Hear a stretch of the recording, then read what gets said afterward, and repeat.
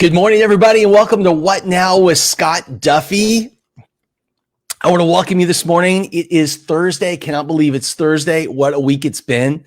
And we have so much to talk about today, so much to go over. It has been such a busy 24 hours, and I am really looking forward to joining all of you today. Again, this is Scott Duffy, and we're going to give this just a couple of minutes to propagate across the internet. We're coming to you live on Facebook, YouTube, on Periscope, on Apple TV, on Roku, and so many other places. And again, I just want to say thank you. By the way, if this is your first time to join our show, if you can, please drop your name in the stream from wherever you are, the business you're in, and maybe the biggest challenge that you're having today. I want to do everything I can to help shape this show around you. We're going to have a shortened show today. I have to head back up to Los Angeles, but I wanted to make sure to come on because I have a really important lesson I want to share and some important news as well. So again, if you're joining right now for the first, good morning to you, joining for the first time, or you're one of the old crew, please come in and say hello, your name, the industry you're in, what you're working on, biggest challenge you're having, and we'll make sure to get to all of that today.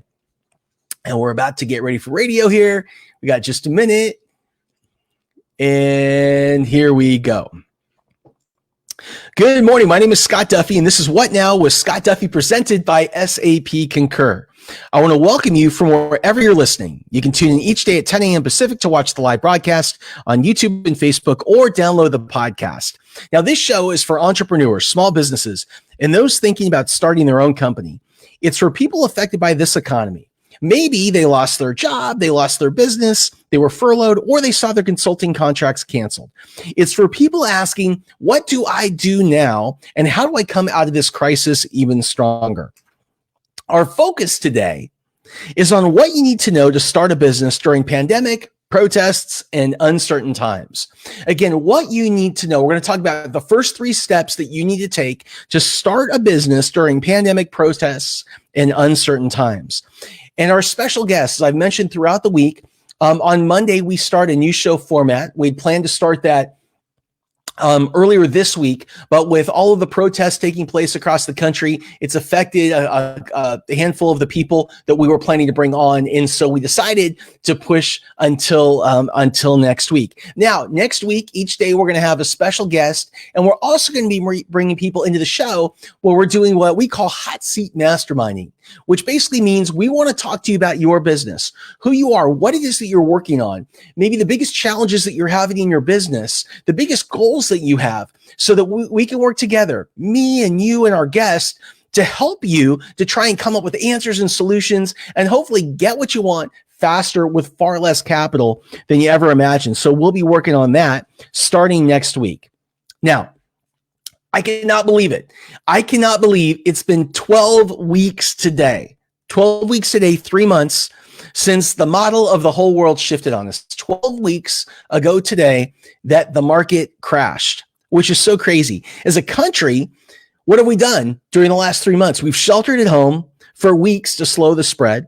We entered the biggest recession of our lifetime. We've seen unemployment, business closures, and bankruptcy filings hit all-time record numbers. In fact, some crazy stuff. Unemployment claims today hit 43 million across the United States. 43 million in unemployment claims. But what's really crazy is that while we have news like that about unemployment, we've seen all the protests this week and all the disruption, the stock market today, the NASDAQ actually hit an all-time high, which is just kind of mind-boggling when you think about it.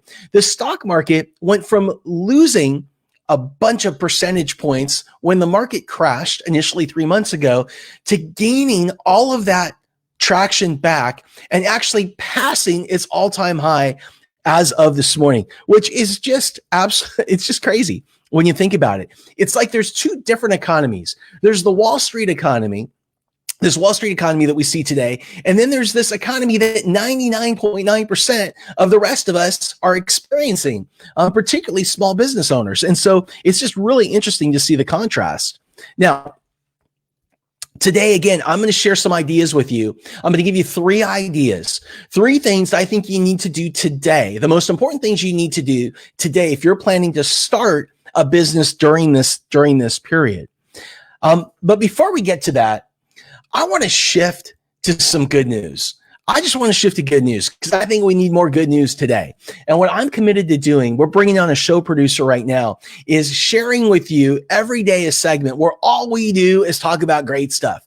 All we do is talk about good news because there's so much negativity outside going on around us. I think it's so important. So some good news today. First of all, more of America is opening up, which is great to see. Here in Orange County, I'm in Newport Beach today.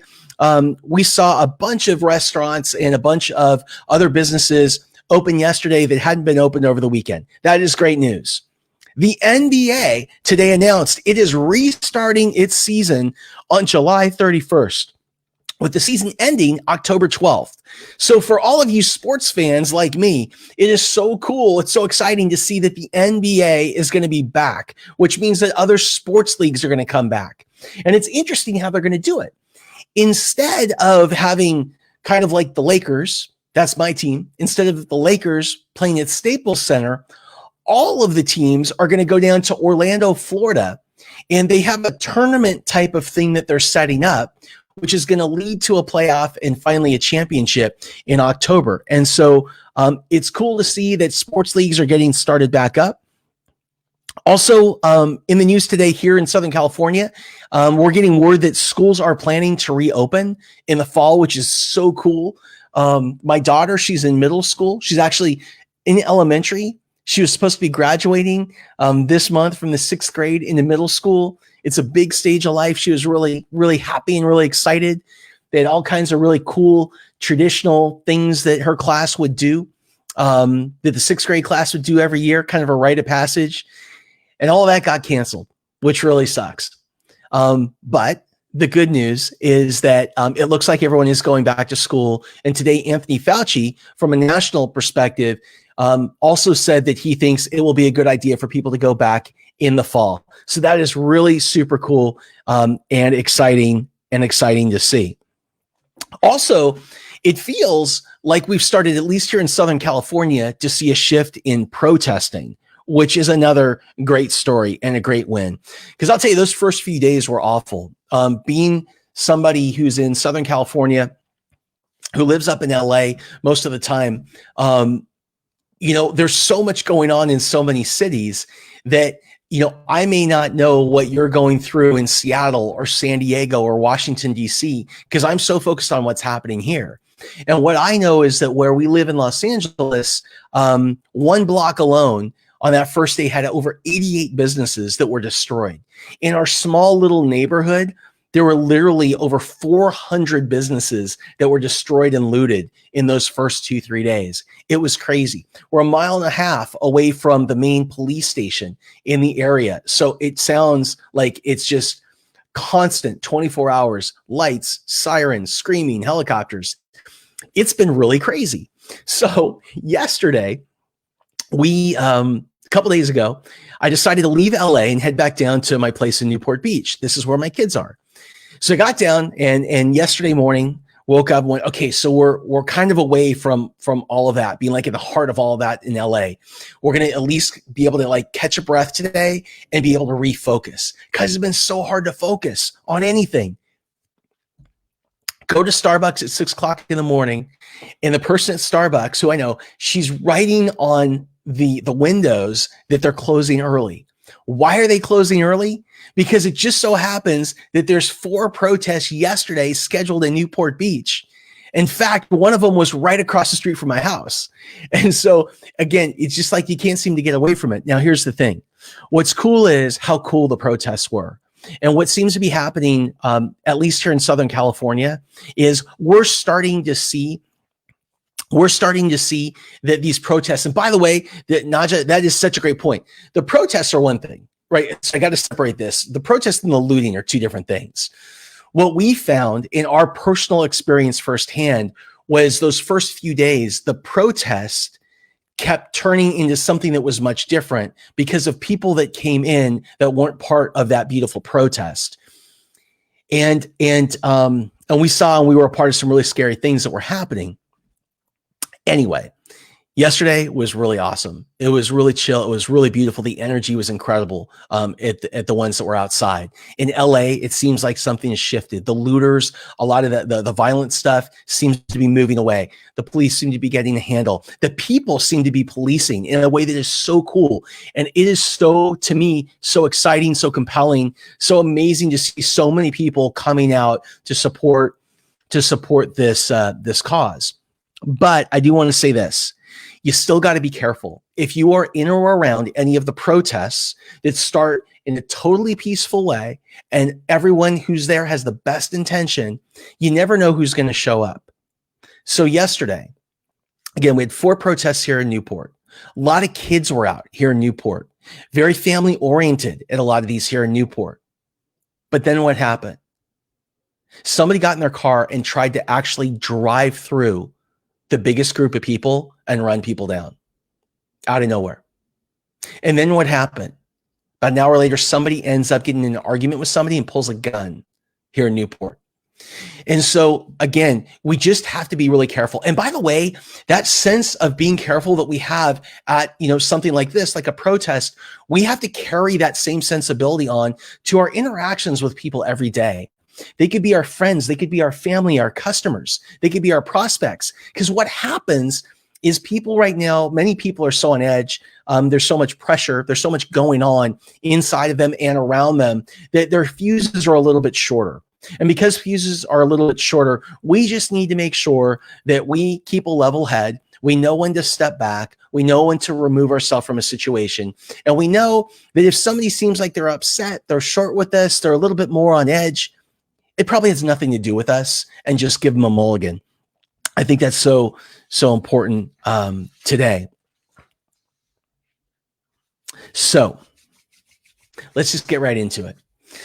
As I look today at this economy and I talk to people about what's going on and how it's impacting their businesses, as I talk to entrepreneurs who are starting new companies, and these are people that in many cases, they may have had an existing business that was forced to close, or they're pivoting or adapting their new business, or they're people that were unemployed or furloughed.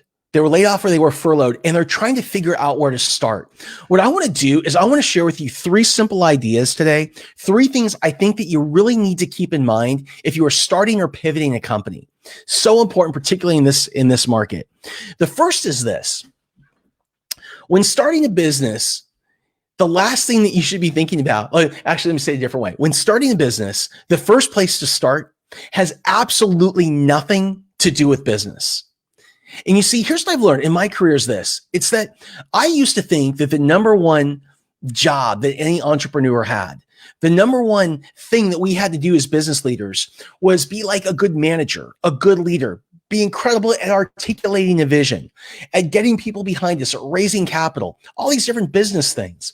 But what I've learned in my career is this, that the most important thing about business has absolutely nothing to do with business.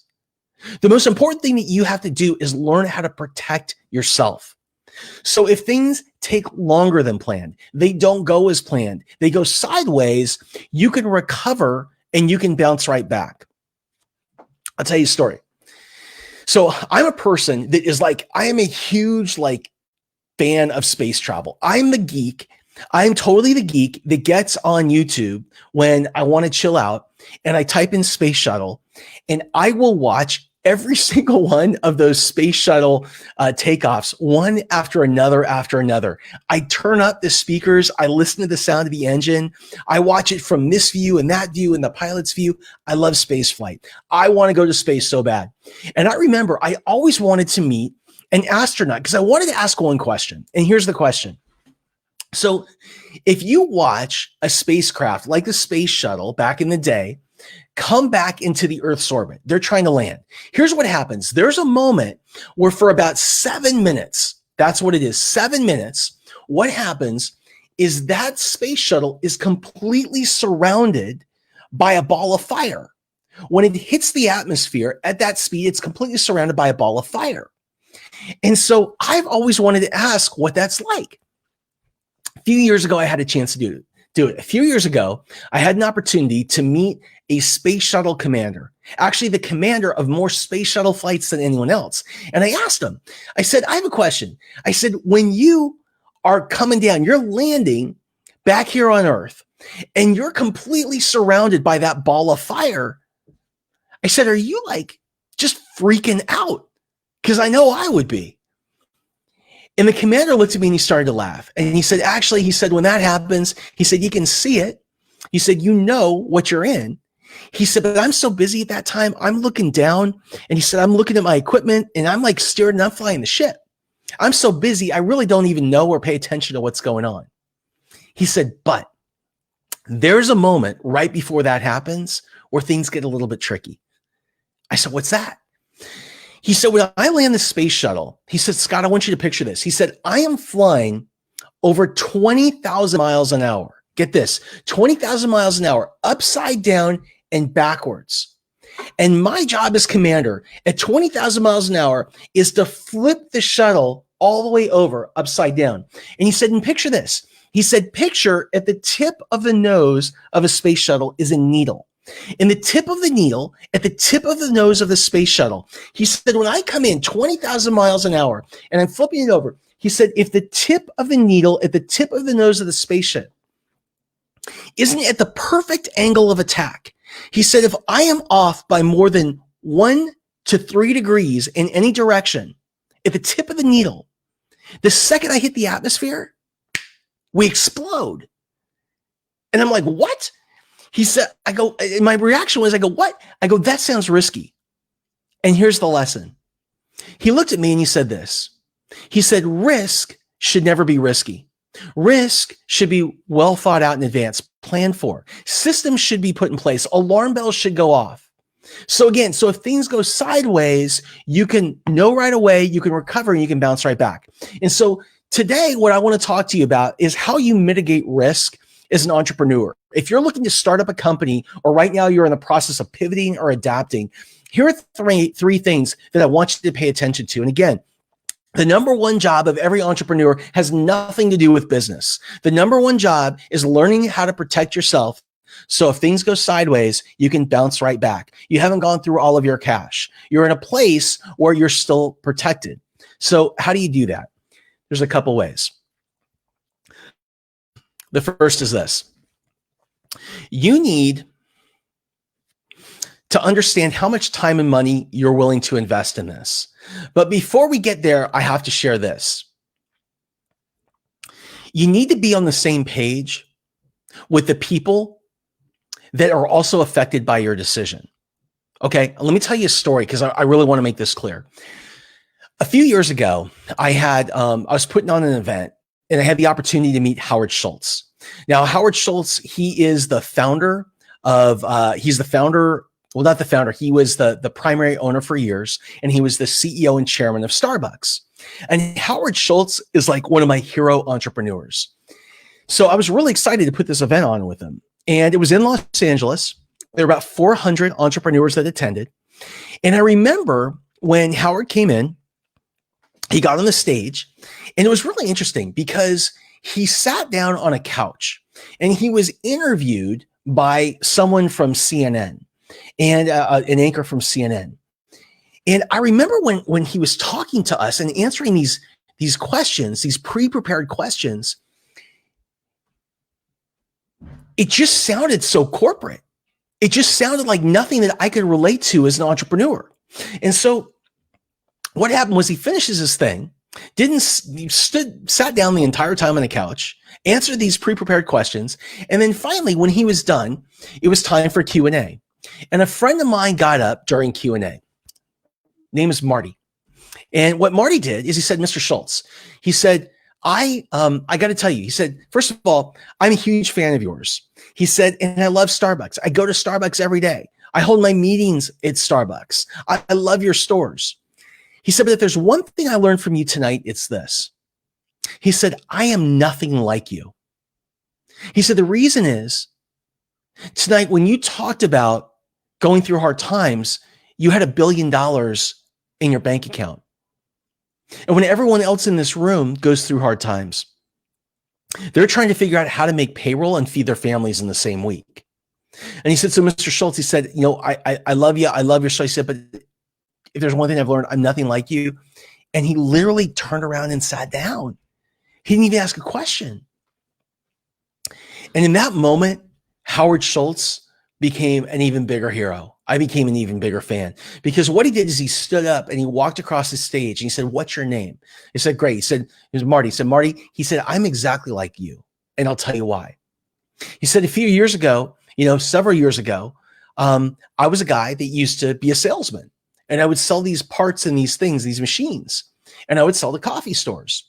And he said, one year, he said, I was on a business trip to Seattle and I was selling this stuff. And I met the guys at Starbucks, and they had 2 stores. And I was like, gosh, I love Seattle and I love what they're doing here. I want to be a part of it. And he said, and eventually they hired me. They hired me in a marketing job. Moved his family, moved his wife out, and they lived in Seattle. He was working for Starbucks.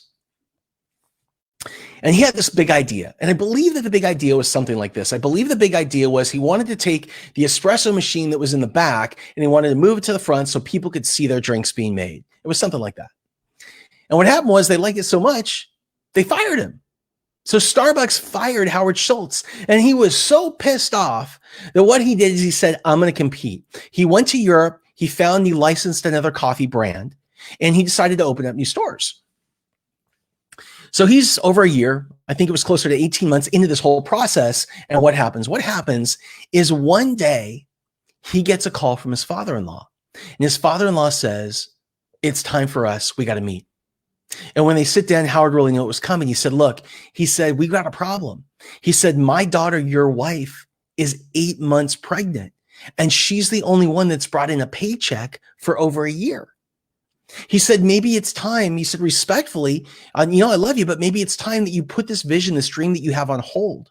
Maybe it's time that you shelve it and go get a job, a paying job. And Howard agreed. And so what he did is he went home and he told his wife, Sherry, he said, look, here's what happened. And he said, here's the keys. Tomorrow I'm going to shut down. And what Sherry did in that moment is she gave what I call the Rocky speech. It's like the speech that Adrian gives to Rocky before the big fight. And she said, no, that's not just your dream. It's our dream. That's not just your vision. It's our vision. And if it takes all night to figure it out, that's what it is that we're going to do. And they did. And what I learned in that moment is this. What I learned in that moment is I always thought the most important person in every company that I started or I grew was me, because it was my idea or I ran it. But what I learned is the most important person in every one of our businesses isn't us. It's the people that we come home to. That could be a husband, a wife, a spouse, a significant other, a boyfriend, a girlfriend, whatever it is, because these are people that are typically going through the same highs and lows, the same ups and downs that we are. Many times they're equally invested because we're pulling from joint savings in order to do this. And the thing is, so by the way, give these people a name. They're not CEOs, the chief executive officers of the company. They're the CVOs. They're the chief venting officers of the company. And the reason I say that is when we get like as entrepreneurs, sometimes it's hard to find people to talk to. So what do? We come home after a hard day and we just vent all over those people. And we feel great because we got it off our chest. Those people, they're at home with one eye open. They can't sleep at night. And so what I learned is the most important person isn't me. It's the person I come home to, number one. And number two is in order to make this work, there's a couple things I need to do if I'm starting a new company or I'm pivoting or I'm adapting through this period. First is I have to get on the same page with my chief venting officer about how much time and how much money we're willing to risk on this business or invest in this business. I would rather invest less time or money and know I'm on the same page with that person than invest more and know that they are up every night with one eye open or during the day they've got sick nervous knots in their stomach. So that's number one. Number two, you have got to come to agreement on the communication strategy between you and your chief venting officer. And here's what I mean. That person at home, They may be a person that wants to know everything about the business. They want the blow by blow. But for many people, all of that is just like way too much. And so other people, so what you have to do is understand how much information that person wants to hear or know about the business and when they want to hear it. For some people, they want to, again, hear it every day. For some people, they want to hear it once a day. They can get an update like once a week, and that's all that they can take. They may not want to hear about it right before they go to bed. They may want to hear. So what I want to do is find out how much time and money we're willing to risk and what the communication strategy is. And also, the way that you spell love with an entrepreneur is TIME. When you have time with that chief venting officer, that person at home, it is incredibly important that you really drop in during that time. So number one, the most important thing we're going to do right now is get on the same page as the people around us. That's number one. Number two, we're going to separate our risk and our risk capital, wherever that is right now, a new business or an existing business. And what that means is this. A lot of the times people go through startups or pivots, and what they do is they only have one account that's set up where all the business activity takes place. It's their personal account. And so as a startup, this is incredibly dangerous, because what happens is starting up a business usually takes twice as much time and 5 times as much money as you originally planned. So what happens is you decide that you're going to invest X amount of money into getting this thing going. But what happens is it takes longer and costs more. And you keep putting money in and you get caught up in this process.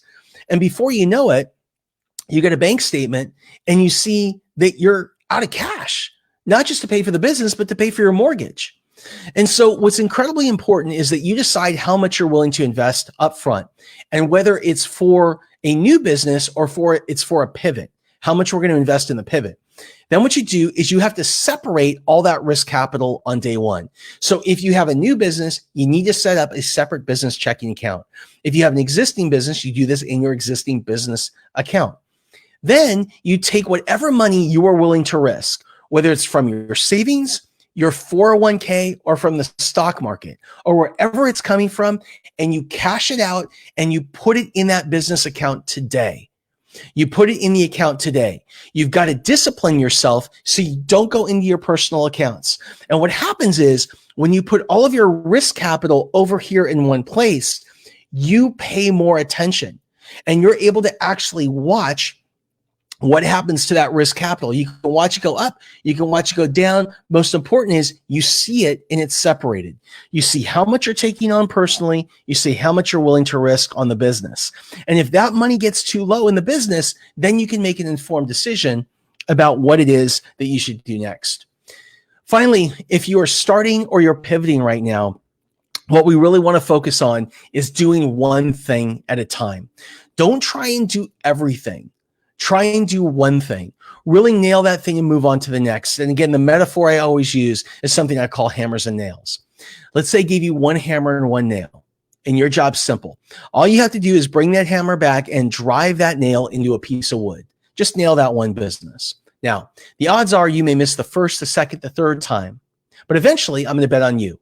Eventually, I'm going to bet that you're going to nail it. So let's say I give you 2 hammers and 2 nails. You got a problem. Who's going to hold the nails? You're holding 2 hammers. Let's say you find somebody crazy enough to do it. Here's what you have to do. You have to bring both hammers back and boom, you have to strike at the same time. And think about how clunky that is. You may miss the first, the second, third time. You may never get it right. Let's say give you 10 hammers and 10 nails. You get the point. Again, the biggest mistake entrepreneurs make when launching or pivoting is they focus on too many things. So don't focus on one thing. Or don't focus on everything, focus on one thing. And it should not be the hardest, it should be the simplest. Really nail that one thing and then move on to the next. Now, before I wrap today, I mentioned it's going to be a short show today. I just do want to say hello. I want to say hello to so many of you who have joined today. And let's see if we can do this and we can do it right. Dea, good morning. It is so good to see you and thank you for joining. So great to see your smiling face. Helen, great to see you this morning. Thank you so much for joining. Sita Thompson, always good to see you. Naja, Great to see you this morning. Thank you. Thank you so much for joining. I hope everything's going well for you. Lisa, it's good to see you. Let's see. The energetics of merging the Fed with Treasury after 270 years as a private corporation. I actually got the message from astrologers that we will have economic resurgence at quantum speed because of all the dramatic shifts in consciousness. That would be amazing. Not to minimize the current events, but awakening is happening en masse. It certainly is. And you know what's crazy is last night I realized it was a full moon, which I think if you're spiritual and you believe in astrology and these types of things like I do, was pretty magical. Doc V, good to see you this morning. Thank you so much for joining. Kimberly Schulte, it's always good to see you. Great to connect with you again yesterday. Hey, to all of you that joined today, I just want to thank you for hopping on again. Today's a short show. 3 things that we talked about, though, if you are starting or pivoting a business. Number 1, make sure that you're in alignment with the people that you are spending your time with, that you come home with. I call them your chief venting officers, your CVOs. These could be your husband, your wife, your spouse, your significant other, a boyfriend, a girlfriend, people that will be impacted by your business startup or your business pivot. People who energetically are going to pick up what you're dishing out. People who may be equally invested in this business because you're going through joint savings. Make sure, number 1, you're on the same page with regard to how much time and money both of you are willing to invest in this thing. Make sure that both of you have a communication strategy in place. So you're communicating what they want to know when they want to know it. And finally, make sure that when you're with them, you drop in and you know that you spell love with an as TIME when you're an entrepreneur. So that was number 1. Number 2, we talked about separating our risk. And what that means is deciding how much money we're willing to risk on the new business or pivot. Opening a new business checking account if you're a new business, or leveraging an existing business account if you're pivoting. Then taking all of that capital you're willing to risk, whether from your savings, whether from your retirement, your 401k, wherever it's coming from, and on day 1, cashing everything out and putting it into the business checking. That way you can see the risk over here. That way you've separated the risk. Super important. When you see the risk over here, the odds are you're going to be much less impulsive. And if things get low, you'll be in a position where you're not just pulling money unknowingly out of your personal accounts and dwindling your personal accounts because you get caught up in this process, and you're protecting yourself. You're protecting yourself financially. And finally, we talked about doing one thing at a time, really focusing on one hammer and nailing one nail, nailing one thing and then moving on to the next. I want to thank all of you guys for joining today. Love you all. Hope you have an incredible, incredible day. And I will see you tomorrow at 10 a.m. Pacific. Take care.